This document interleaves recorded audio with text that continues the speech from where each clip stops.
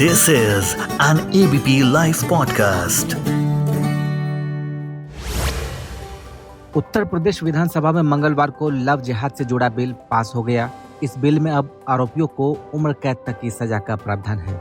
इस कानून में कई अपराधियों की सजा बढ़ाकर दोगुनी कर दी गई। लव जिहाद के तहत कई नए अपराध भी इसमें जोड़े गए हैं। योगी सरकार के इस कदम पर लगातार सवाल उठ रहे हैं और इस वक्त हमारे साथ बात करने के लिए वरिष्ठ राजनीतिक पत्रकार और रुमान हाशमी जी हैं। रुमान हाशमी जी, संवाद पर स्वागत है आपका। योगी सरकार के इस कदम को आप कैसे देखते हैं जिसमें लव जिहाद बिल पास किया गया और उम्र कैद तक की सजा का प्रावधान है? पहले तो थैंक्स राजेश एबीपी पे मुझे समय देने के लिए, मुझे बुलाने के लिए, इस मुद्दे पे मेरा पक्ष जानने के लिए। ऐसा है कि ये जो मुख्यमंत्री हैं योगी आदित्यनाथ जी, इनका शुरू से जो रहा है पॉलिटिक्स का जो तरीका है वो एंटी मुस्लिम शुरू से, जब वो हिंदू युवा वाहिनी के गोरखनाथ मठ में ही राजनीति कर रहे थे और सांसद थे और हिंदू युवा वाहिनी संगठन के सर्वेसर्वा भी थे वो उस वक्त से। सबसे बात यह है इंटरेस्टिंग कि यही समझ में नहीं आता है कि अभी जो चुनाव हुआ और जो उसके नतीजे आए हैं, वो चुनावी नतीजे से ये बात समझना चाहिए, जनता अब धार्मिक आधार पर पोलराइजेशन से उठ चुकी है। वो मुद्दों के आधारित जो है राजनीति करने वाले पार्टी जो है उनको उसने वोट दिया। और इस तरह के बहुत सारे बेशुमार मुद्दे हैं, महिलाओं से रिलेटेड मुद्दे हैं, यूपी के अंदर मुद्दे हैं। लेकिन योगी आदित्यनाथ जो है ये गलती बीजेपी की पूरी राजनीति इसी के दायरे में घूमती है। प्रधानमंत्री नरेंद्र मोदी खुद लोकसभा चुनाव में ये तो लव जिहाद का मामला है, लैंड जिहाद आ गया, उसके बाद वोट जिहाद आ गया। और उत्तर प्रदेश गुजरात में तीसरे चरण के चुनाव में पीएम मोदी ने उससे भी सावधान किया था लोगों को कि लैंड जिहाद और वोट जिहाद से भी सावधान रही है। देखिए, इस चीज को समझना होगा। सबसे पहले ये जो जिहाद का, लव जिहाद की बात उठाई थी हिंदू जनजागरण समिति ने 2007 में, उसके बाद से टाइम्स ऑफ इंडिया में एक रिपोर्ट आई थी। उसमें रिपोर्ट में जो वर्तमान में उत्तर प्रदेश के आईजी हैं, सीनियर सुपरिटेंडेंट ऑफ पुलिस है शलभ माथुर ने कहा कि जो टर्म है लव जिहाद का, ये इसलिए पॉइंट किया गया है ताकि सोसाइटी में एक भय पैदा हो और सांप्रदायिक लाइन पे समाज को बांटा जाए। ये एक सीनियर मोस्ट पुलिस ऑफिसर शलभ माथुर का स्टेटमेंट है, टाइम्स ऑफ इंडिया ने कोट किया था। ये ऐसा नहीं है कि भारत में ही या उत्तर प्रदेश में तो बहुत ही सख्त कानून रहा है लव जिहाद का लेकर। हालांकि एक अलग मामला है कि अभी तक सरकार के पास लव जिहाद को लेकर के कोई आंकड़ा नहीं है, ना ही कोर्ट में साबित हुआ है कि लव जिहाद का मतलब ये कि पूरी मुस्लिम समुदाय जो है एक जिहाद में लगी हुई है और वो जिहाद है लव जिहाद। तो सरकार की तरफ से ही कोई ऐसा आंकड़ा नहीं आया है। विमेंस फॉर जो कमीशन है, महिला आयोग है, उनके पास भी ऐसा कोई डाटा नहीं है। हालांकि महिला आयोग की जो अध्यक्षा है उन्होंने भी लव जिहाद की बात दिखाई थी। देखिए, एक इंटरनेशनल कॉन्स्पिरेसी थियरी है जो मुसलमानों के खिलाफ नफरत को भड़काना और जुड़ाव पैदा करना समाज में। इसमें अल्ट्रा फार राइट जो ऑर्गेनाइजेशन है यूरोप में, खास करके इंग्लैंड में देखिए तो इंग्लिश डिफेंस लीग 2011 तक बहुत ही ज्यादा एक्टिव थी, या फिर म्यांमार एक रेडिकल, अल्ट्रा रेडिकल बौद्ध प्रीचर और वहाँ ऑर्गेनाइजेशन है, उन्होंने म्यांमार में इसी पैटर्न पे लव जिहाद का मुद्दे को उठाया था।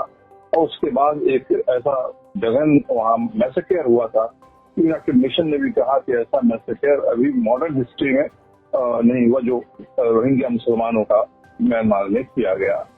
ये जो प्रोपेगेंडा है, और सिवाय इसके कि इससे एक जुड़ाव पैदा किया जाए। देखिए, मामला सिर्फ यही नहीं है। आप ये देखिए कि अक्सर इवन पार्लियामेंट में बीजेपी के लीडर मिनिस्टर जो थे और आम तौर पर लोग ये बोलते हैं कि पाकिस्तान को, जब हिंदुस्तान मुसलमान की बात होती है, पाकिस्तान को भी उसमें कोट किया जाता है, गोया के पाकिस्तान का एग्जाम्पल से तो मुसलमानों का रोटी, हिंदुस्तान मुसलमान का रोटी बेटी का नाता है। तो पाकिस्तान का भी आता है, पाकिस्तान में हिंदू आबादी इतनी घट गई है और हिंदुस्तान में ऐसे आबादी बढ़ गई है, क्योंकि लव जिहादी और आबादी बढ़ने का ही हिंदू राइट विंग जो ऑर्गेनाइजेशन है उसको इससे जोड़ती है। लेकिन वो इस बात को बताना भूल जाते हैं कि पाकिस्तान की ज्यादातर हिंदू आबादी जो है इस पाकिस्तान में थी जो कि आज बांग्लादेश है। और आज बांग्लादेश बंटने के बाद, पाकिस्तान का बंटवारा होने के बाद जब बांग्लादेश बना, तो आज के तारीख में बांग्लादेश में हिंदू आबादी 22% है। तो आप देखें कि जब ये 22% आबादी पाकिस्तान की हिंदू आबादी सीधे कम हो गई। लेकिन ये अमित शाह जैसे लोग जब कोर्ट करते तो ये बात वो जानबूझ करके छुपा जाते हैं।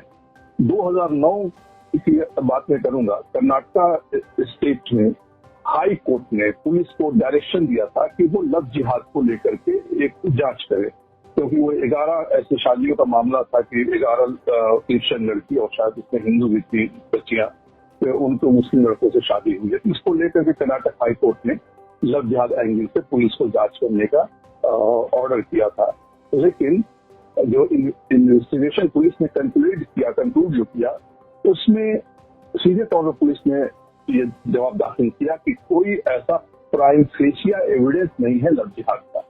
वहीं दूसरी तरफ कर्नाटका की बात मैंने किया, कर्नाटका में भी कर्नाटका स्टेट हाई कोर्ट ने भी ऑर्डर किया था लव जिहाद का पुलिस ने वहां भी कहा कि कोई इसका प्राइम फेशिया नहीं है। और केरला हाई कोर्ट ने भी ऑर्डर किया, वहां भी 11 बच्चियों जैसे मैंने जिक्र किया उनके जांच करने के लिए केरला हाई कोर्ट ने पुलिस ने भी यही सबमिट किया कि कोई प्राइम फेशिया नहीं है। ऐसा पुलिस कॉरेस्पोंडेंट जो है सिद्धार्था महंता, उनका कहना है कि मॉडर्न जो लव जिहाद है जो चल रहा है 2007 से शुरू हुआ है, इसका जो रूट है 1947 की जो पार्टीशन हुआ, भारत का जो बंटवारा हुआ, उसमें इसका रूट छुपा हुआ है। इसमें इंडिया और पाकिस्तान बंटवारे से जो है पाकिस्तान वजूद में आया।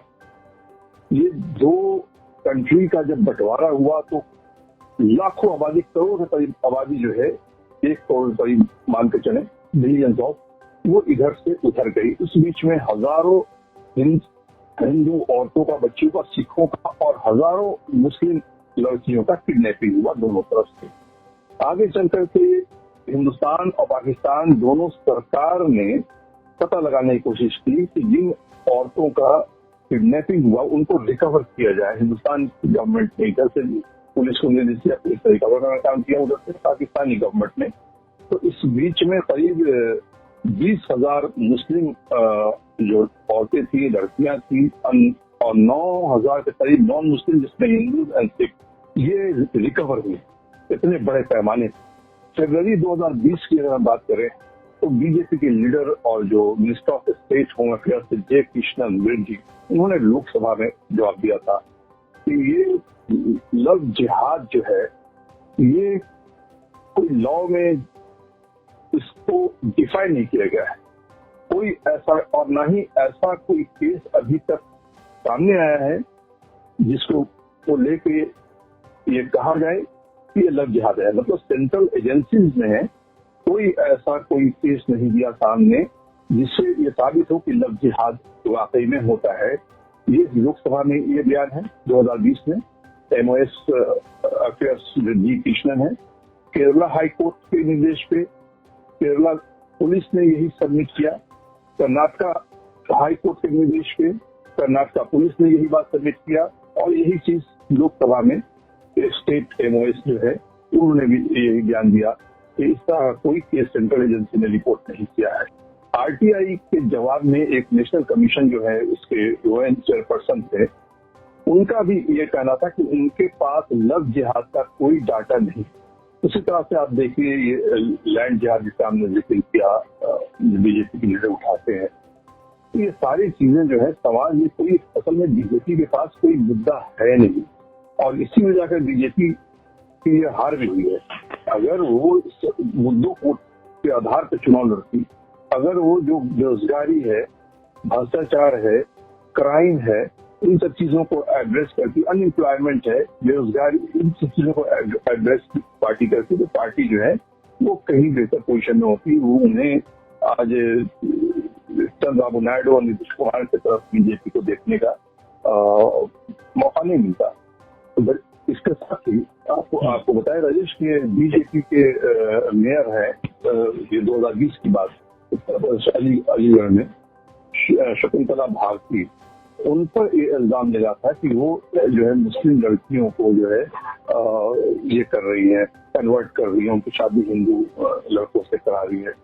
उसमें एक मुस्लिम लड़की जो है जिसके बहन की शादी एक हिंदू लड़के से हुई थी अलीगढ़ में, तो वो उसका अर्थ पता नहीं था, तो उसने इल्जाम जो है ये लगाया था फॉर्मर बीजेपी के मेयर से, और सीधे तौर पर उसने कहा था कि वो मेरी बहन को रखी हुई है। ये मामला शकुंतला भारती का इस लड़की को अकेला नहीं था, और भी कई केसेस उनके ऊपर इल्जाम थे।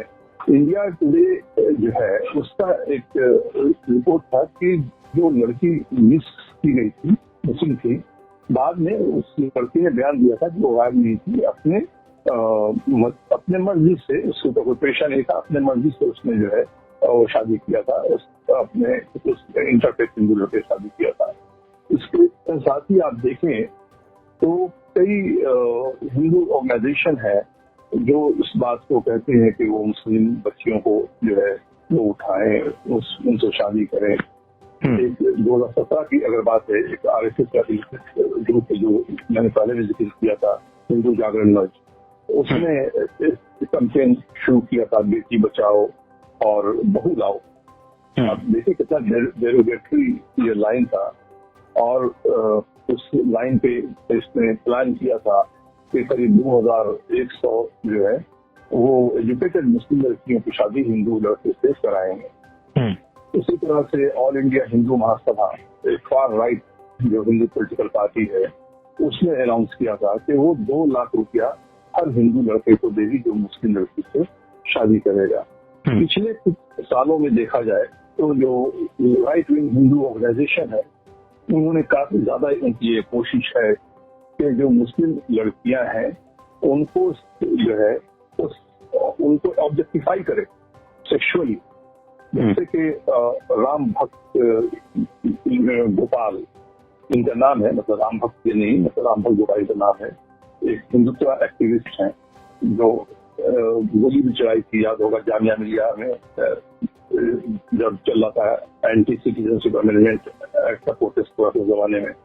उन्होंने भी एक महापंचायत किया था हरियाणा में, तो वहाँ उन्होंने एड्रेस करते हुए कहा था कि ज्यादा से ज्यादा जो है वो मुस्लिम लड़कियों जो है उसको किडनैप किया जाए। मतलब खुलेआम पुलिस के सामने इस तरह की बातें करने जायज है। जब महापंचायत वाला पुलिस का बंदोबस्त होगा, पुलिस द्वारा लॉ एंड ऑर्डर मेंटेन करने के लिए, तो उन मुस्लिम लड़कियों को किडनैप किया जाए, उनकी शादी किया जाए।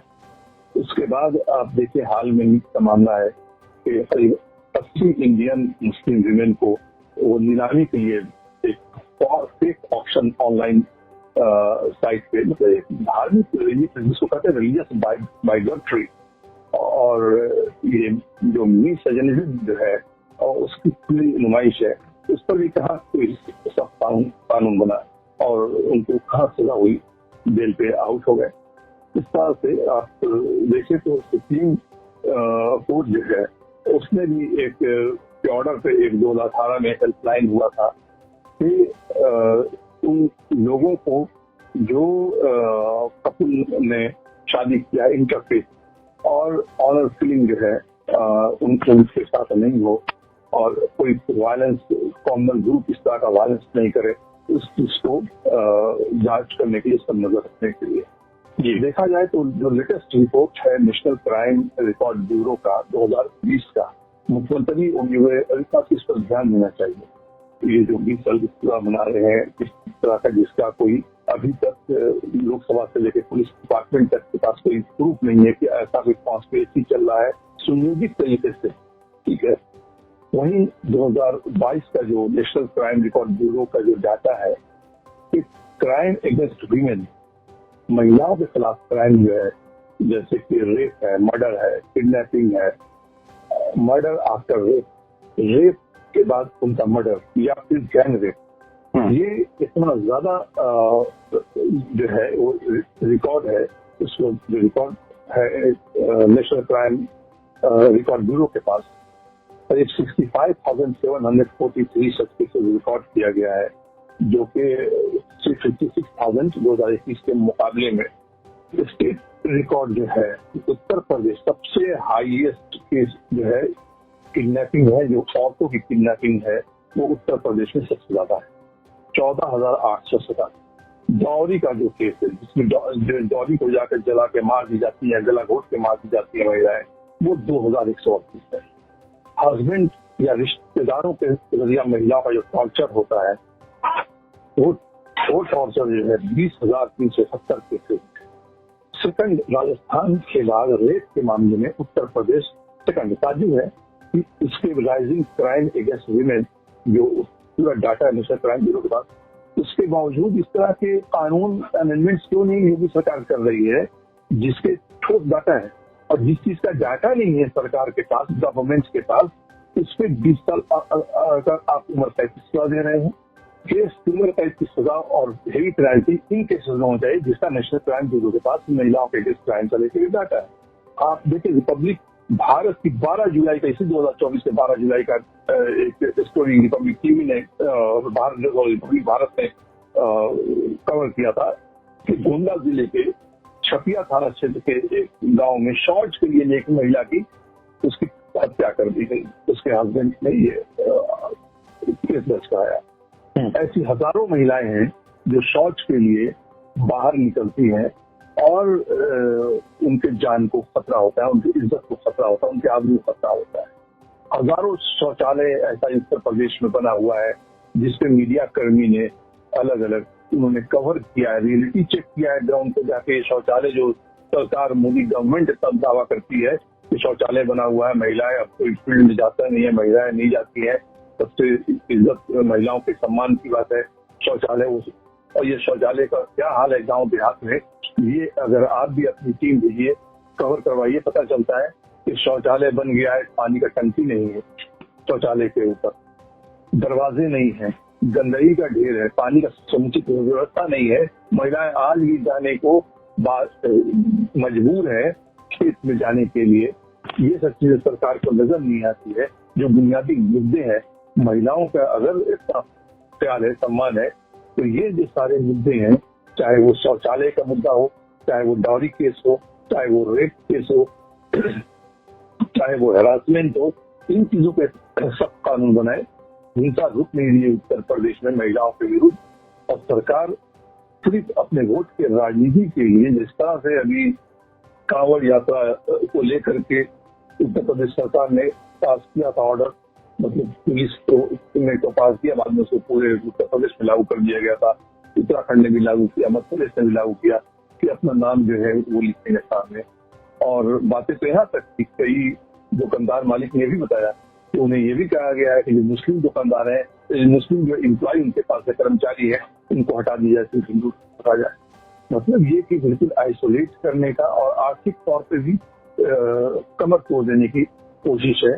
ये एक चौतरफा हमला जो लगातार मुस्लिम समुदाय महसूस करता है कि उनके ऊपर हो रहा है, ये उसी की एक कड़ी है। ये वोट को का ध्रुवीकरण की लगातार जो एक कोशिश बनी हुई है। आने वाले समय में उत्तर प्रदेश में चुनाव भी होने हैं विधानसभा के, तो इसको अपने पोजीशन को मजबूत करने के लिए, हालांकि सबसे और भी इंटरेस्टिंग बात यह है कि आज इधर लोकसभा चुनाव के बाद बीजेपी के अंदर खुद से पटव्वल हो रहा है। अमित शाह है, अब केशव प्रसाद मौर्य है, ये अमित शाह के बड़े खातम खास बताए जाते हैं, और इधर योगी को कुछ से हटा जाने की चर्चा है, और योगी की जगह दूसरे फायर ब्रांड नेता को बीजेपी प्रमोट कर रही है, जो हेमंत बिस्वा शर्मा है, असम के चीफ मिनिस्टर, जो ये उनका भी कहना है मुस्लिम आबादी बढ़ रही है और ये उनके लिए जीने और मरने का प्रश्न है। तो बीजेपी के एक खास वर्ग जो है, एक टॉप लीडरशिप जो है, वो योगी आदित्यनाथ को काउंटर करने के लिए कुमार हेमंत बिस्वा शर्मा जो है उनको प्रमोट कर रही है हिंदू नेता के तौर पर, ताकि योगी को हटाने में सफलता हो। योगी हटे तो योगी के जो डाई हार्ट सपोर्टर हैं उनको लगे कि नहीं, चलो योगी को पार्टी ने अगर मुख्यमंत्री पद से अगर मुक्त किया है, तो ऐसे और भी चीफ मिनिस्टर है जिनको सेंट्रल लीडरशिप ने, बीजेपी ने मुख्यमंत्री से पद से हटाया, शिवराज सिंह चौहान, वसुंधरा राजे, उस तरह से योगी जी को भी हटाया। और हमारे लिए तो बड़े फायर ब्रांड नेता अभी हेमंत बिस्वा शर्मा है, जो कहीं ज्यादा दमदार तरीके से और ज्यादा मुखर होकर के बोल रहे हैं, क्योंकि अब तो वो जीने मरने का एक प्रश्न उन्होंने बता दिया है। योगी ने तो जीने मरने का प्रश्न अभी तक तो उनका बयान ऐसा नहीं आया कि जीने मरने का प्रश्न है। तो योगी जी अपने कुर्सी को बचाने के लिए जिस तरह के कानून लेके आ रहे हैं, कि उनकी जो है सत्ता जो है आने वाले समय में जो चुनाव हो रहा है वो सुरक्षित है। जी, तो जाहिर तौर पर योगी सरकार के इस कदम को एक तरह से राजनीति से जोड़कर देखा जा रहा है और ऐसा कहा जा रहा है कि कहीं ना कहीं वो अपने आप को एक कट्टर हिंदुत्व की तरफ उनका एक और ये कदम है। और एबीपी लैब पॉडकास्ट के साथ बातचीत करने के लिए रुमान हाशमी जी, बहुत शुक्रिया आपका। बहुत बहुत धन्यवाद। This is an ABP Life podcast.